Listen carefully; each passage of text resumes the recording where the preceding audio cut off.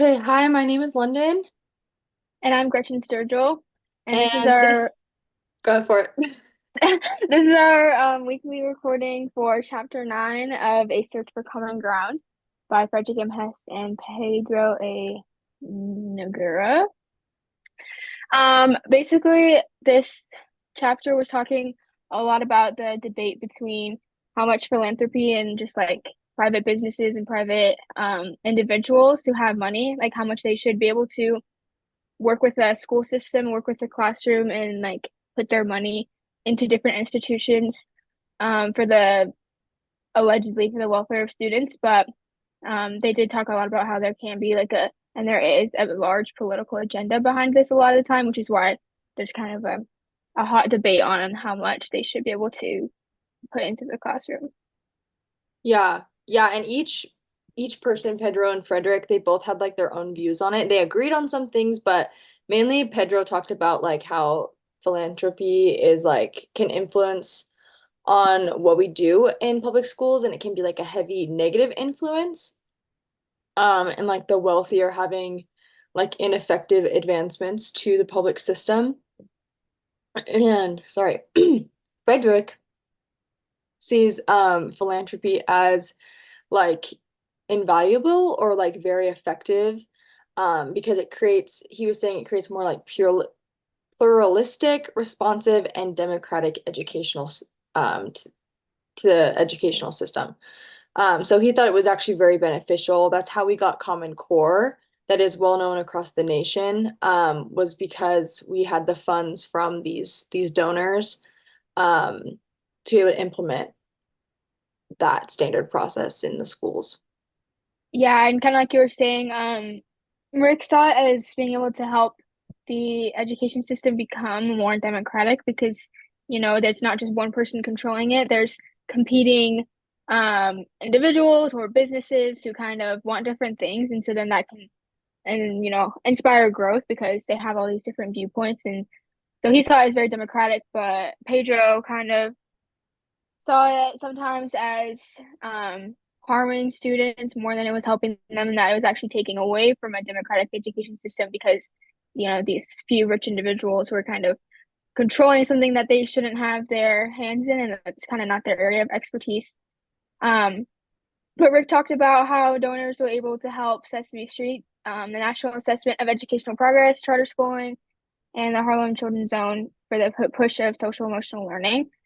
So he was really pushing for it, and then kind of just like as they were debating, I feel like their conversation turned less away from philanthropy in the education system and more towards kind of like analyzing and criticizing just rich individuals, wealthy individuals in general, and how much they can affect the nation in all areas, policy and education, and how a lot of the time, just because someone has a lot of money, they can get into an area that they don't have expertise in at all.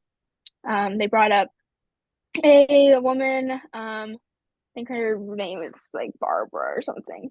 I don't know, who was on some school board and she ended up really implementing these harmful policies that did not help students at all.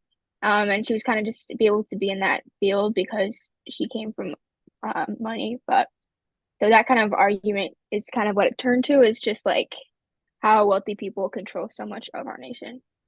Yeah. Yeah, I think that was a pretty good summary of like how it ended.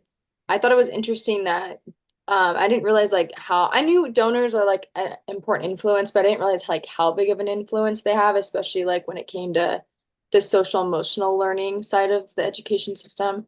So I like that they brought that up and how it can affect not only like the educational system, but just society in general. So I guess I can kind of segue into the praxis, how this applies to us being future educators. Um, I definitely will be grateful for, I just want to be really grateful for all donations that are given to a classroom because I know that all, like most school systems are very, they don't have much like support when it comes to money.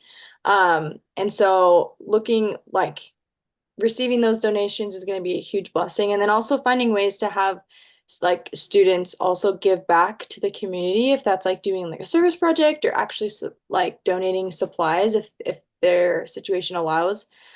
Just kind of creating that culture of like we can receive but also give back.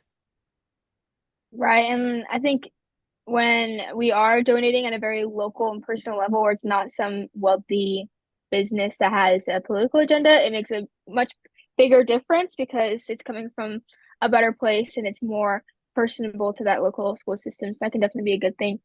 But for me, I want to make sure to really keep politics out of my classroom completely, regardless of who's donating, who's backing what.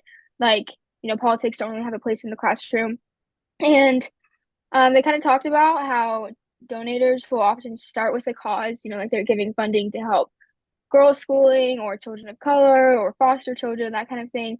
But then over time, they kind of go away from what their initial cause was, and there's not a whole lot of explanation or anything or notice.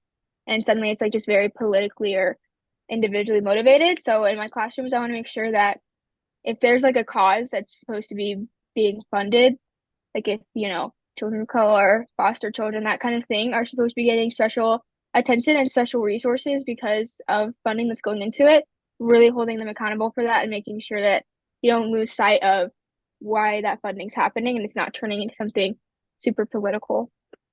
Yeah, I think it's super important, like you said, to like find out who's donating and why, because it can things can get kind of like corrupt and you don't want to be just accepting money and realizing that like, oh, it's actually for like a different reason that they're donating or more like a malicious intent. Like we want to be accepting donations that are like reasonable and also like because they want to. Um, Right.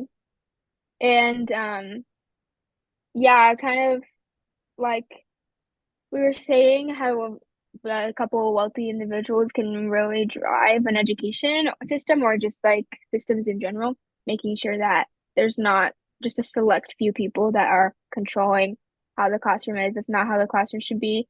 Then, it should be very democratic. It should be something that is run on a very local and personal level. And so having those out of touch, wealthy individuals who kind of just like stick their hands into it, that's not necessarily something that's going to be best for the students, which is obviously the aim of an education. So just making sure that there's not just a couple people who get to run the classroom because they have money. yeah, I think that a lot. Yeah. So yeah, kind of segueing into the reflection piece. I don't know. I feel like I agree with both. I see both sides, like, and why they brought up their points. I think donations are important for the educational system because that's how we get a lot of our supplies, depending on where you live and things like that. But like it can also be very harmful in some ways. So I don't know. I think this was like a good read to remember like this side of the education system. I know that like we focus so much on teaching, but there's also that like so much that goes into it that can be like also political. And so, like you're saying, just making sure that we're keeping like politics out of just teaching the children.